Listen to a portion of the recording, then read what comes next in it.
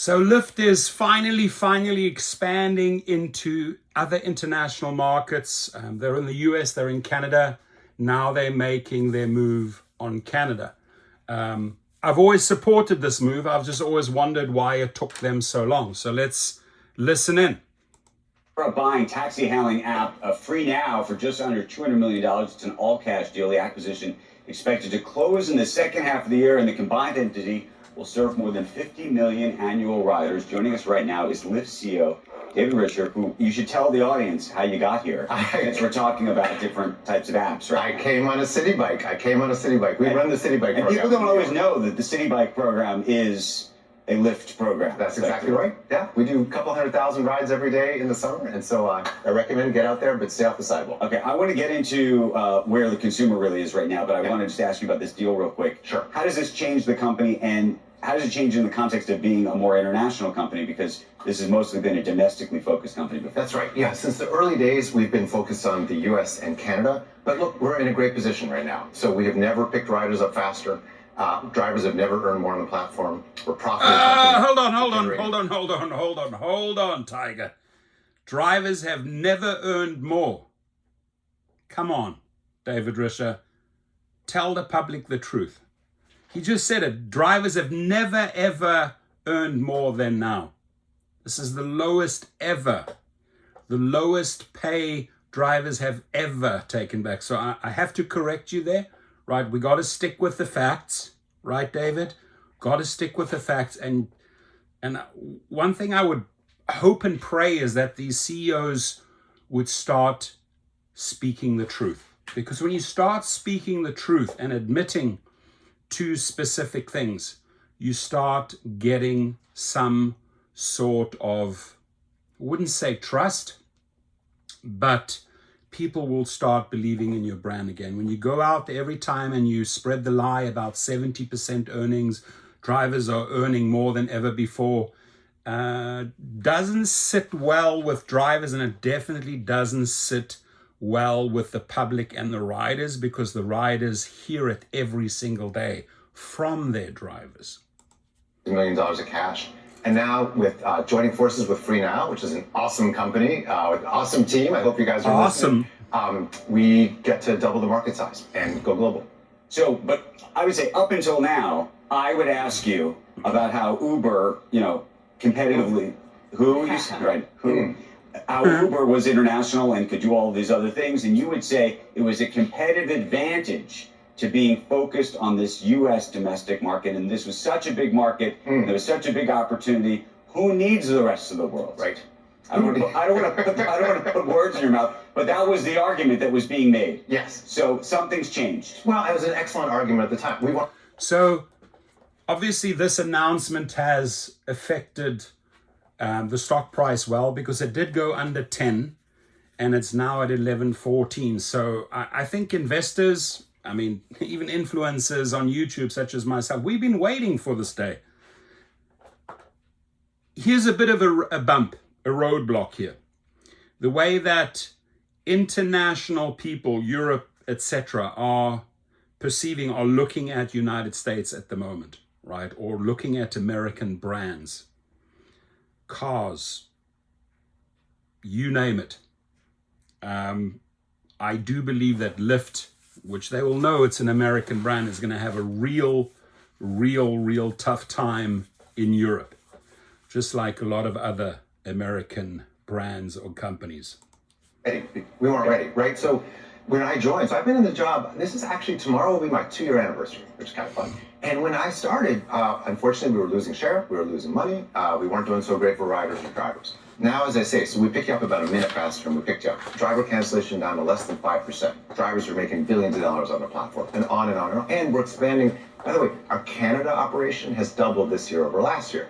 So looking at the strong service levels, looking at the fact that internationally within Canada we're doing quite well, now we said, you know what, now is the time.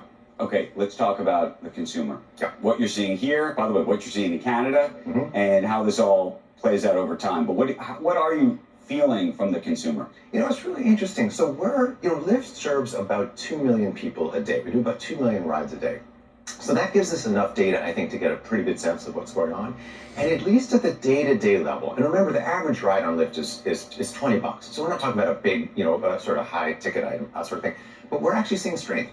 Interestingly enough, commute continues to be strong, but that's actually number 2. Number 1, and this will be sort of interesting, is actually what we call, it's sort of the everything else category. It's people shopping, it's people going to the doctors. So I don't know, at least on the, we've never had more drivers than we've had before. So at least on the sort of on the ground level, we're feeling strength. We just had Scott Kirby on the broadcast. Yeah.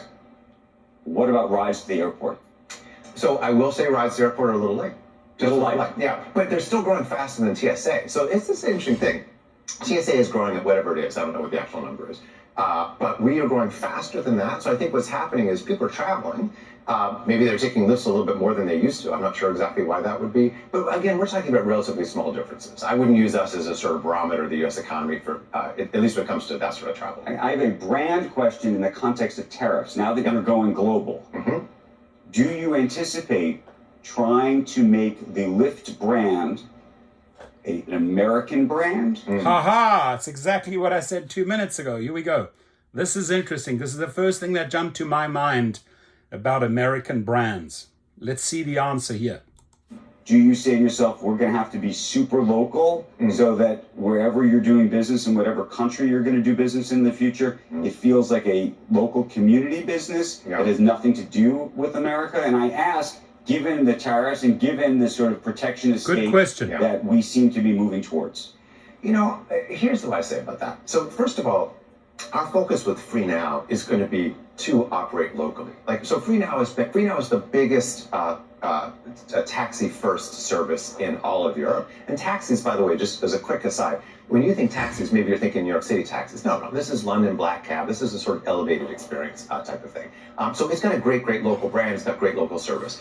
We'll operate, in exactly that way for the time being. Over time, Using the Free Now brand or the Lyft brand? So for sure using the Free Now brand, Okay. no question. Now, but over time, that's a short-term thing. Over time, brands tend to sort of go global over time. And truthfully, I'm a U.S. advocate. I'll still bet on the U.S. Long term. But I understand the short term. I think we'll operate separately, but that's not really a tariff issue. That just makes sense for me. What about a currency issue? So all of a sudden you will be exposed to the power or lack of power of the U.S. dollar versus these other currencies. Yeah. Again, I'm just quoting Warren Buffett here. Don't bet against the U.S. You know what I mean? So we will have some currency exposure. It's relatively small. Free Now does about $1 billion in bookings. We do about $16 billion in bookings. So relatively small on the sort of balance sheet side of things. But at the end of the day, this makes us a global company, which is super exciting. Correct me if I'm wrong, but I do believe, I'm sort of just coming to me right now, but do believe that Free Now was started or was a product of BMW and Mercedes. Maybe somebody could comment below. I think you've gone from domestic to global. Yeah. And in the past, you said you wanted to be domestic, so now you're global. In the past, I've said, you need to do something to get into the eat business, for example, that Uber's also in. Yeah. And you would say, no, we need to be concentrated, we need to be focused. We'll do partnerships with other people and whatnot, but we're not going to do it ourselves. Yeah. Would we be shocked if you came on the set in 18 months from now and said, you know what, actually, food business, not so bad. We'd like to be in it. Look at Andrew trying to hold me to past statements. So irritating the way journalists do that. No, seriously, we're very focused on rideshare and bike share for sure. You never say never, right? But our partnership with DoorDash is super strong. And actually this acquisition of Free Now allows us to take partnerships like that, which until now have been domestic. DoorDash operates worldwide. Right. For us to actually expand with. That is true. That's actually, I think, a pretty smart move. So if you already have that they're separate, DoorDash, Lyft, but they're working together. And Lyft marching into Europe and buying Free Now and opening up that market, they're basically also giving a passage to DoorDash to open up other markets.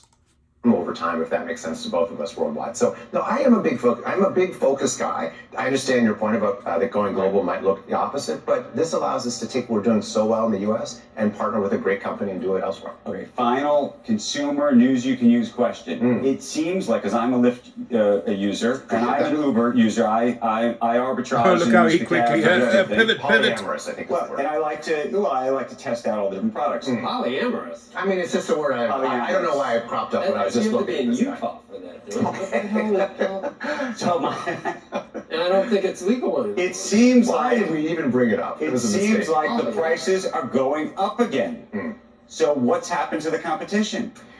So that's actually not what we're saying. We're Okay. saying no. So the prices, on average, prices. First of all, So again, good question. The prices are going up again. That's not what we're seeing. Now is your chance, your golden chance to speak the truth. But like a true politician, he muddies the waters. look, let me actually just start with that. So if you look 5 or 10 years ago, of course, it's higher than that. But if you look over the last year, they tend to sort of go like this. Insurance rates kind of come, and so that kind of moves us up a little bit. We actually had a lot of price competition with the other guys at the end of last year, still through the first quarter. But no, I would say our pricing environment, look, our pricing strategy is to be reliable and competitive. And so if the other guys move prices, we sometimes do, and vice versa. But roughly speaking, I wouldn't say it's a big price action right now. Are you not noticing this? I'm noticing. What do you guys But what I noticed too on the app is that it'll say, coming in and out of New York City, it'll say this is because, New York City. Well, there's that, raised- yes. Yeah. Yes. So I don't know if that was an effort of kind of saying, we know the prices. Everyone complains that it's so much more expensive than it used to be. In the early days, this industry was sort of subsidized by VC. But over the last couple of years, I would still say it's actually a pretty affordable option. And a lot of people, as I say, people use this 2 million times a day. And while, folks have all sorts of feedback that they send me on different service levels and such, pricing generally doesn't tend to be a big one. David, want to thank you. I don't think we so. also want to thank you for biking here on your own. We do offer a car service usually to our guests. But is that Lyft? Maybe we need to offer Lyft or Uber. We don't do that. You do need to offer Lyft, and that's exactly right. If I can leave you with one message, it is please take a Lyft and let us know how we can help provide rides for all your guests. Happy to. So yeah, a little marketing plug at the back, but I'll let you comment. I think you've heard my opinion. Your opinion is important. Your comments are important, and I sort of see it one way. Just not the ability to tell the real truthful picture of what is going on, but sort of trying that little political approach, being careful, and sort of like you don't want to hurt anyone in this interview, right? Let me know what you think. It was a good interview, good questions. Thank you.